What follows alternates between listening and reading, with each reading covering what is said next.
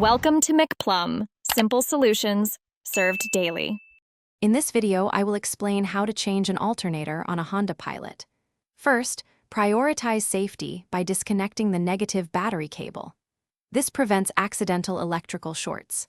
Next, gather your tools, including a 13mm socket, a 10mm socket, and a serpentine belt tensioner tool.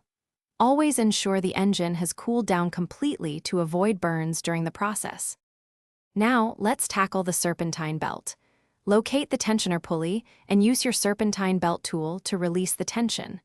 This allows you to easily slip the belt off the alternator pulley.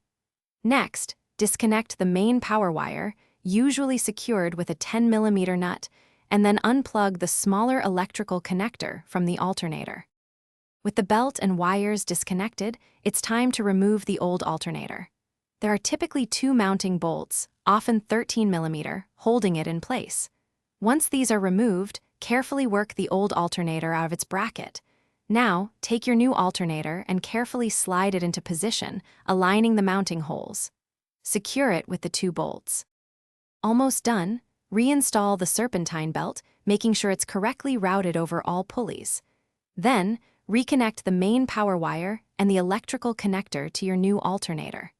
Finally, reconnect the negative battery terminal. Start your vehicle and check for proper charging system operation, ensuring the battery light is off and voltage is around 14 volts. Thanks for watching. Stay juicy and subscribe.